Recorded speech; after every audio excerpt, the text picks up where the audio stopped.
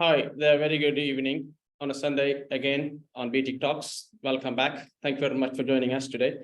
And I'm your lecturer, Hazeer. Today's topic is about business simplified.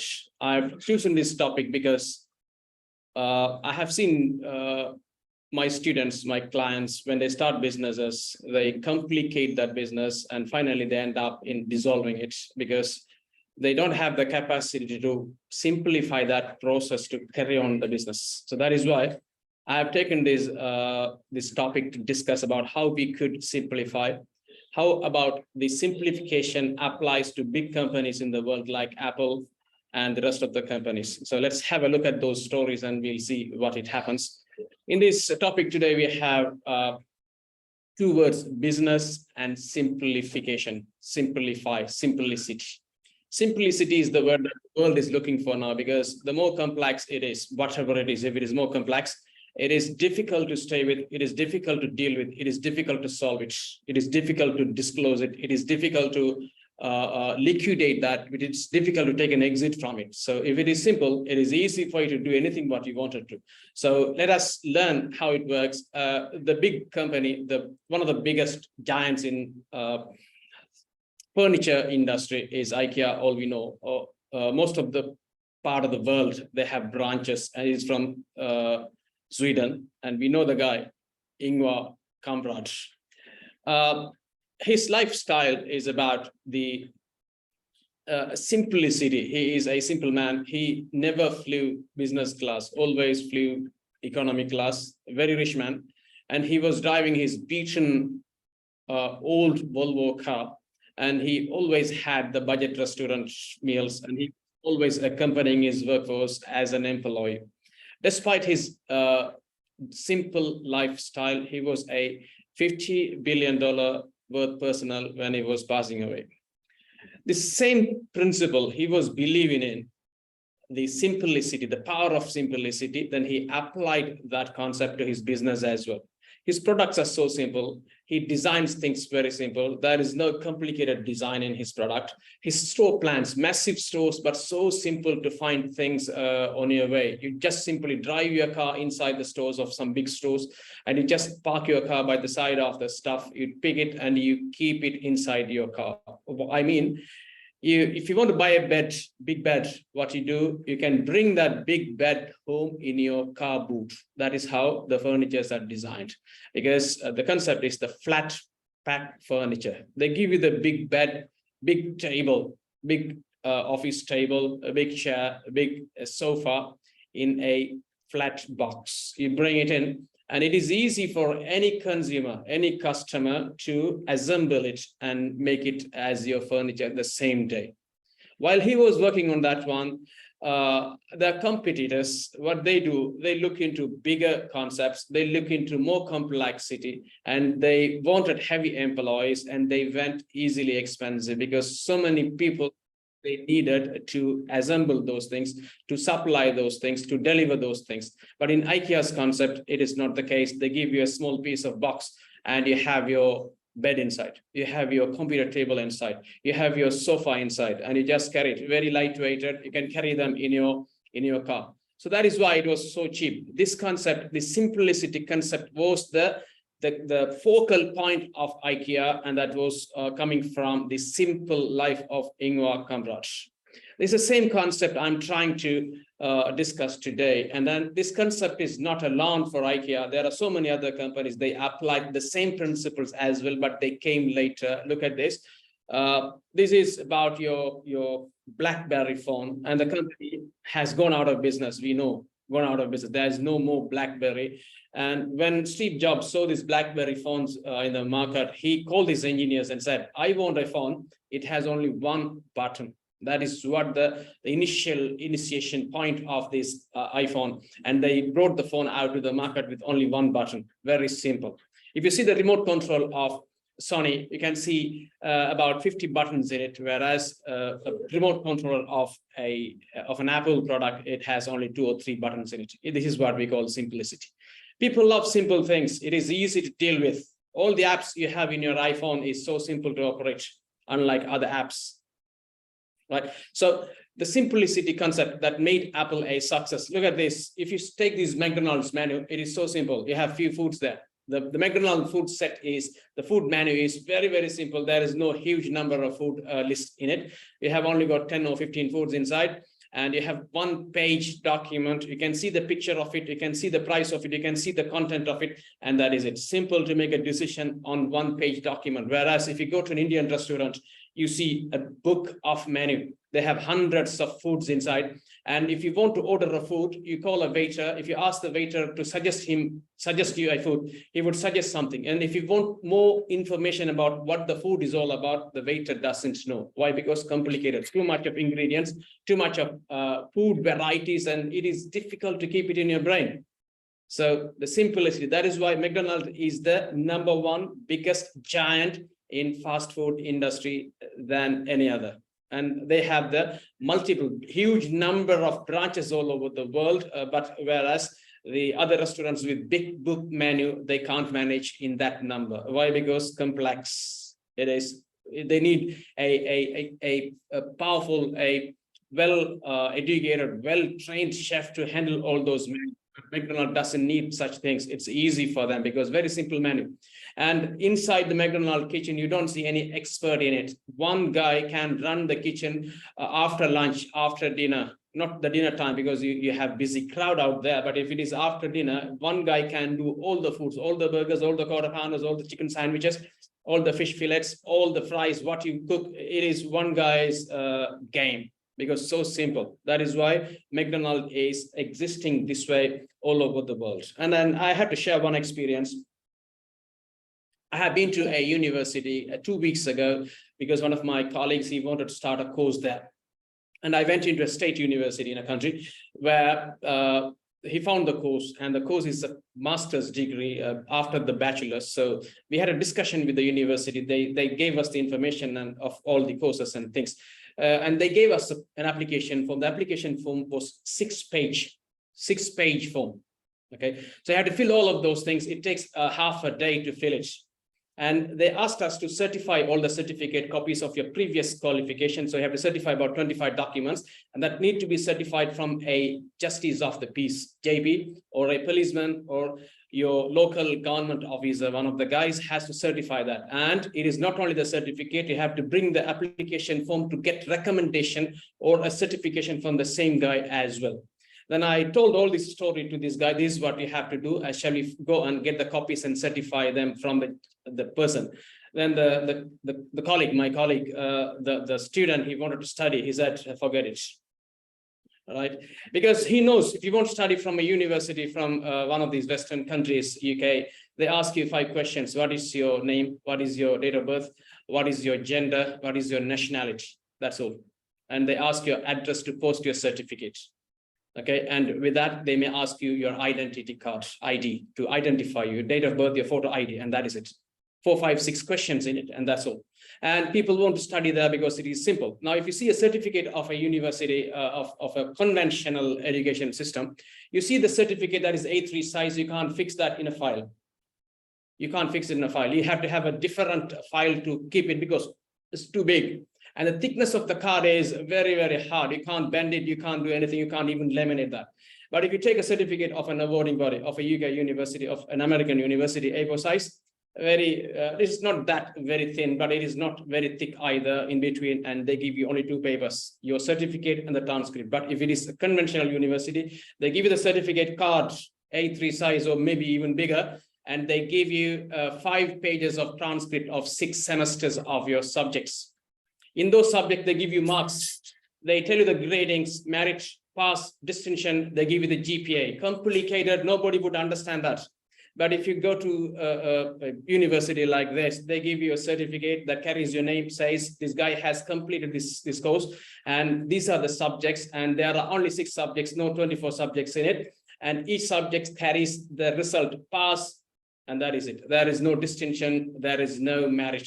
only pass. You can do the course, you have the knowledge, pass. If you don't have the knowledge, they say resubmission, do the resubmission and pass it again. Very simple, 2 papers, that is a certificate. But conventional universities, that is so complicated, too many papers, too many information, and your employers don't understand that. Even you don't understand what is inside a certificate. Very complicated, because I'm dealing with those things. I see these documents and that's so complicated. So the ultimate point is, who wants to study here? If the certificate is too complicated like this, you can guess how complicated the teaching would be, how complicated the assessment would be, how complicated your timing would be. That's I don't think it is difficult.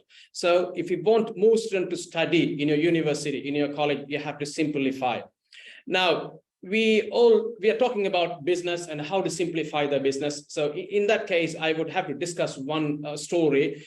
And there are businesses, we need all the businesses. We need IT business, we need pharmaceutical industry, we need automobile industry, we need retail industry, we need massive stores like White Rose, Asda, Tesco's, Walmart, and those kind of things as well. But for my clients, for whoever they want to listen to, they want to start a business on their own, I always suggest them to start a business, lightweight business, where you have no big financial commitments, no big time commitments, no big emotional commitments on it, and you make your money. Because the theory is this, there is no theory, the more complicated your business, the more heavier your business, the more profit you make. No, it is not like that. It works other way around. In fact, for me, the lighter the business, the bigger the profit. The lighter the business, the bigger the profit. I'll establish that to you using some examples later. Now, if I take this example in here, the White Rose, one of the biggest supermarket chains in the UK, and they have branches elsewhere as well. And this supermarket works 7 days a week, 24 hours. Most of the stores, some of the stores, they are 14 hours a day, 24 hours, 24/7, or 14 hours a day at least. Too many transactions, because they sell one apple, they sell one big box of apple as well. They sell one shirt, they sell one computer, and they sell many things of that as well. So every single thing is a transaction. So too many transactions you have to do, and you should have too many products in your shelves. You have a big inventory, and you have a big rent in case if your company is closed down for a lockdown like we experienced a couple of years ago. When you reopen your store, you didn't do anything, you had no business at all, but you will have a bill of 2-3 months of rent, and the salaries of your employees, your electricity, your utility, all those things you have to pay, because you had lots of frozen foods inside, and you have to maintain those fridges on, and you have to pay for those. Too much of rent and the cost if you even keep it closed. The business I'm suggesting you to simplify. If your business is closed, you have no bill running. If your business is open, maybe you're paying some internet fee, maybe you're paying some electricity bill, and that is it, no more. Okay, too many customers as well. If it is a White Rose kind of thing, you will have a big queue all the times in each checkouts. Too many people to serve, and you have heavy operational costs. And to maintain all these heat, you have to have too many employees. I'm suggesting you, maybe yourself doing a business, maybe you have 5, 6, 10 people to work for yourself, not more than that. Because I learned one strategy, very good strategy from Richard Branson. He said he has multiple companies, and any of his companies or none of his companies has more than 50 employees. The bigger company has 50 employees. If they have more than 50 employees, they divide that company into 2 and they distribute the employees in between. So you can reduce the number of employees in each company. That's a strategy. Too many people, difficult to deal. We are talking about simplified business. When we are talking about simplified business, I take a lawyer, too much of work, overwork, and the payment is less, and then he is finally having headache at the end of the day. So he's earning money against his day, his time, his family time, his social time, his relaxation, his enjoyment. Everything is paid to earn money. That is what I'm calling. If you have a business in such nature, it is an expensive hobby. It is not a business. Okay, you may make money, fine, but what are you going to do with the money if you don't have enough time to enjoy it with? So You don't need an expensive hobby. We need a business that we need to consume from it, not the business that consumes from us. If you take an accountant's work, you have lots of numbers, lots of documents, lots of invoices to put all of those, and you have to balance those. If you don't balance it, your day is not at the end of it. You have to stay there until it is balanced, then only you can go home. So the business consumes a lot. So we don't need a business that consumes from us. We need to have a business that we consume from. So the concept is this: your business, it has a process, it has an operation, it does certain things. Let's say, for example, if you take a university, it has a process inside. It recruits students, it recruits lecturers, lecturers develop courses, lecturers develop teaching materials, they deliver the course, they teach the course. When you teach the course, students, they come to the school and they learn it. You maintain the attendance of them. You deliver them the course materials. You meet them for discussion. You meet them for reviews, and you advise them how to improve your work. And finally, you assess them and you pass them and you give them the certificate. That's a process of it. Okay. Every organization has a process in such nature. If you simplify this process, you will be having easy life. You would easily move, because the process, the complexity of the process doesn't decide how much money you earn. In other words, the simpler the process, the bigger the profit for Apple. The simple the process is, the easy it is to make money for IKEA. The same concept I'm talking about: simplify your process and try to make more money. Because if your process is complicated, it will cost a lot of money. It will cost a lot of your time. You see, there's a big machinery there, a complicated business process. In that machinery, if the machinery is broken down somewhere in between, your whole day's work is dead. You can't carry on further. But if it's a smaller machine on the right-hand side of your screen, if you look into this one, if that is broken, anybody can repair, because it's so straightforward, so visible. You can see all the pumps and motors inside. You can move it, you can replace it, you can touch it, you can service it, you can do some touch and you can make it move. Otherwise, you can at least manually move that. Simple. This is how you have to apply your concept in your business. Any business you do, simplify it as you can. Now, so to do this, to simplify your business, I have 5 strategies, very simple strategies. Let me teach you that. The one I have used in my business, and I'm trying to reveal that secret to you anyway. It is this: you won't start a business, you shouldn't have a heavy startup cost. No, you should have very minimal startup cost. I started a university. We are teaching up to MBAs now, and we started it with one internet line and a laptop and one employee with me. That is it. Okay. And we have an account, bank account. Don't open too many accounts. If you have too many accounts, it is complicating your business. I have only one account, and that account has a checkbook. And trust me, for about 5 years, they gave us 10 check leaves in the first checkbook of my corporate account. And I have never touched any of those checks. I have got all of those in the book. I've never taken those checks, because we do payment to our employees using our online transaction, and customers, they pay the money to the company online, and others, they pay that in cash. That's it. We don't have big invoices to pay. We don't have any big electricity to pay. We never borrowed any money from anyone. We are debt-free company. We don't pay anything. We don't have any interest to pay, and we don't have any borrowings, any interest, any installments, nothing. Very simple. Does that mean that we make less money? No. But that's the secret.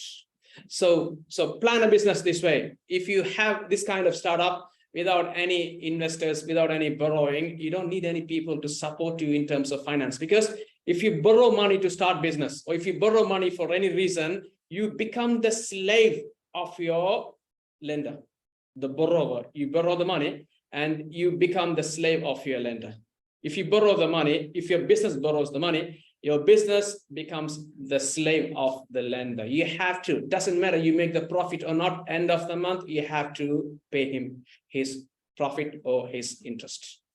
Okay. And I'm not suggesting a business in that way, because it's not necessary. If you can start a software company without any money, if you can start a university without any money, if you can start a pharmaceutical company without any money. You can start pharmaceutical distribution industry without any money in hand. If you have a motor bicycle, it is enough. And I have a story. I have an evidence for it. So that way, think of that way.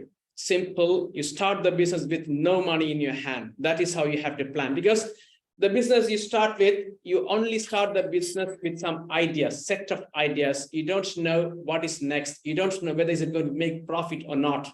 Okay, so we have to make sure if the business doesn't work well, we need to take an exit to another different business. When you take an exit, you should not fall in debt. That is the strategy. So that is number one. Number two, I'm talking about a business you start, that business should be a portable business. Portable business, meaning when you go abroad, when you fly, when you are traveling, you should have your business in your handbag, not in your luggage, in your handbag. If it is in your luggage, it is heavy for you. If it is in your handbag, it is very light for you. Maybe in your pocket, maybe in your hand. That is the business. And there are businesses that runs that way, using your iPhone, using your laptop lifestyle, we call it these days. While you are enjoying your holiday, your business is making money for you. When you leave home, you have some bank balance. When you come back, you have a bigger bank balance than that one, because you are doing your holiday while you do your business as well. Okay, so portable business. And the next thing is about the transferable or transformable business. When I say transformable business, I have a message for you in that I have an experience as well. You know, the university I'm talking about for myself with my lecturing partners, that business we started 5 years ago as a nursery. We wanted to run a nursery, not a university like this.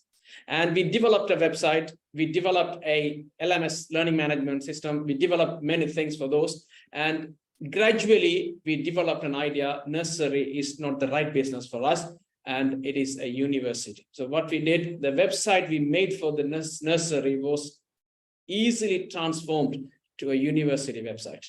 The LMS, learning management system we made for nursery students, we transformed the same platform for our university. So any business you start, always think of it, that business has the room, has the features that can be transformed into some other different business. And that is easy for you to transform the business if the business doesn't work well in the market. If you see some of the different business, if it is working, the business you have should be transformed into that one. Think that way. An application you develop for one business can be transformed to sell some of the different things. That's how it is. Now, the next thing is about the disposable business. The business you make anytime, if you don't like it, if you don't want to carry the business through, you have to put it in the market to sell it. Okay, it should be in a saleable condition. Anybody, if you don't like your business, you should not close the business. You should pass that business on to someone for a higher price. Okay, so this is why we have to develop some systems in it, because if anyone buys a business, they need to easily run the business without the help of you, because when you sell the business, you're off, you're leaving. So whoever they buy the business, they need to move that business. So they need to know the system that works, how to purchase, how to sell, how to manage your customers, how to charge, how to refund, how to convince your customers, how to deliver the products and services you do, all has to be systemized. So anybody leaves, any new people comes in, they should easily carry on what you were doing before. That is why if you want to develop a business, always develop that business in a disposable manner. Anytime you don't want it, you can sell it. I don't say build the business and sell it, but there are professions. We call them serial entrepreneurs. A good example is Gary Vaynerchuk. He develops businesses and he sells businesses. That is what his main business. He develops a business for about 1 or 2 years. At a time, he develops multiple businesses and he sells it. He developed the business to sell it. Okay, so serial entrepreneurs. And that is the second part of your business, simplicity. You simplify the business so anybody can buy it. You can sell that. Anybody would purchase it. And the next thing is about the scalability. Any business you make, you should be able to scale that business. One product should be sold to multiple customers. Now, you see, in this lecture, we have some number of students listening to us, fine. Now, in the same lecture, I can accommodate without any additional cost, only marketing cost. Maybe I can accommodate another 150 people in the same classroom. So I will be earning another 150 students money, and I'm not doing anything extra. I'm doing the same lecture. This is what scaling is about. Certain businesses you can't scale, certain businesses you can. And you see, a doctor's business, he does operations, he does heart surgeries, and it cannot be it cannot be possible to scale that business to do multiple operations at a time. But there are technologies you can do, and we can discuss that for doctors, not for you guys. And there are doctors, they do multiple operations at a time at the same operations theater. If it is a heart surgery, what they do, they open 5 hearts at the same time with multiple doctors. The head doctor, he is the one opens and he is the one closes the chest. But 5 operations are taking place at the same time. This is what we call scalable. Okay, so develop a business this way, because if you do heart operations 5 at a time, if you do that for 5, 6, 10 days, you master it. It becomes so simple. You play the music and do the heart surgery while the patient's family members are praying outside. What you do, you play the music, because it's a fun for you. It becomes fun for you because it becomes so simple for you. Now, the next thing that you need to worry about when you want to simplify your business, always select a stable business. If the business is static, if it is changing ever, it is difficult for you to keep working on the same nature. You have to keep on changing things. It is complicated. So always take a business stable. Now, you see, if you take a university, they have courses, and they develop one course and they put that course in the market for students, and then they never touch that course for about 5 years. For 5 years, they don't review the course, and it is sold because the market is stable.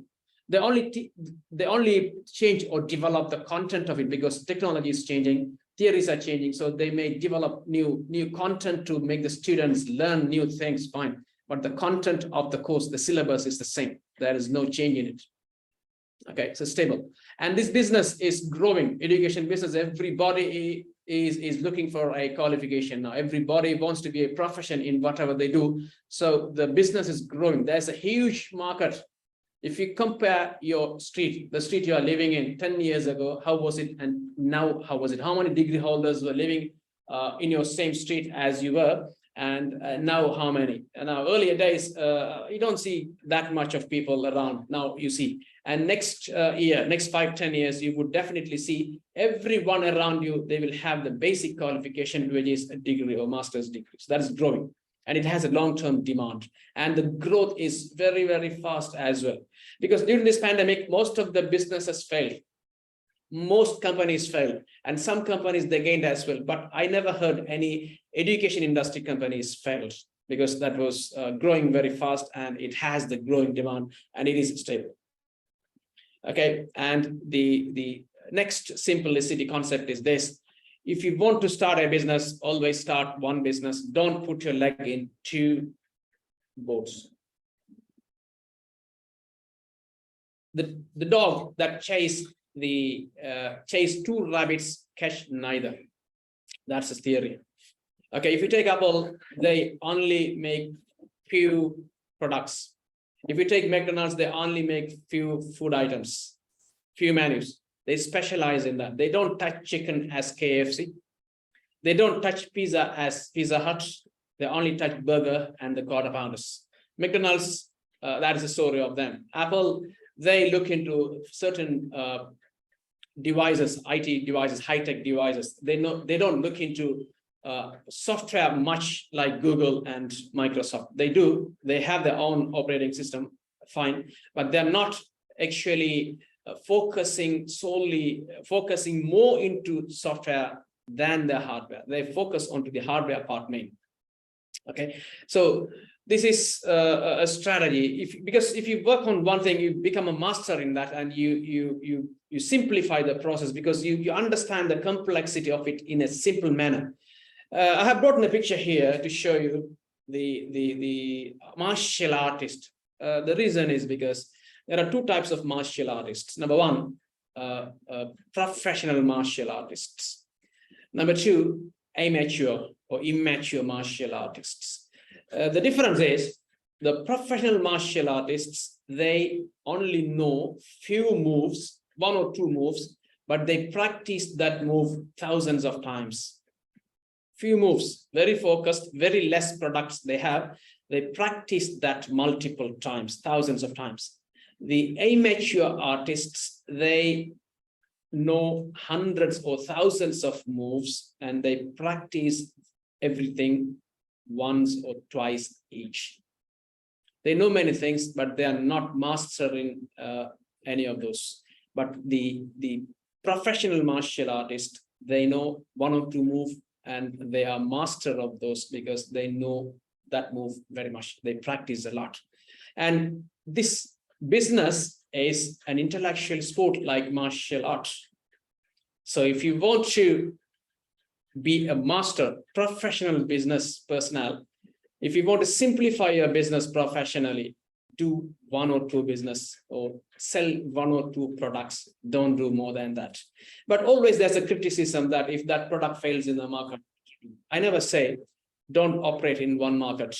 Whatever you sell, you have an option to go to multiple markets. Same product, different flavors in multiple markets. So when one market fails, you will have the other market running. When that market is also getting failed, you have enough time to react to that to develop another product so that you can still survive and carry on your business. So simplicity number 5, select less number of products, 1 business, maybe multiple markets, so that you can master in that business. Now, I'm telling this to you using different examples in here. Why? Because when you want to run your business, you have lots of operational practices there. You produce things, you deal with your customers, you write emails and letters for your customers, for your suppliers, for your legal parties. You make presentations, you do sales. Simplify all of those. Simplify your production. Simplify your customer services. Simplify your emails, letters, invoices, your quotations. Whatever you write, simplify it. And the presentation you make before your customers, the training you do before your employees, simplify them. If you simplify it, it's easy for you to convince the people to work with you, to deal with you, to do some sales with you. That makes you profit. If you're so complicated, nobody wants to understand. If you complicate some student, they will walk off from the class. If you're a lecturer, do the lecturing simply. Simplify your lecturing. If you're a lawyer, simplify your argument. If you are a salesperson, simplify your sales process. If you are a husband, simplify your wife. Not simplify you, simplify your wife, because your wife knows how to simplify you. If you are a father, you have to simplify your parenting. Okay. Now, finally, I have a message for you. No life in this world, in terms of your personal life or business life, no life in this world asks you to do things beyond your capacity. If you go beyond your capacity, you will complicate yourself. So do things within your capacity. If you can drive only 1 car, park only 1 car in your car park. Don't go for another one. If you can only sell 5 things per day, don't try to sell 10 things. You develop your capacity to sell 10 things and you do it, fine. But don't try it if you don't have the capacity. If you try it, you will complicate your process. So that is very important. So it is finally this. Any business you do, any deals you do, you need to definitely simplify your process. If you simplify your process, it is easy for you to get customers. It is easy for you to get your clients to talk with you, to do deals with you, then you can easily make money. So it doesn't mean the complexity makes you more money. It means simplicity makes you more money. We have lots of evidences. If you are complicated, it is difficult to run the show continuously. Thank you very much for joining us today again. And I see you in a BT talk once again with a new topic, with another topic. Have a great evening. Thank you very much.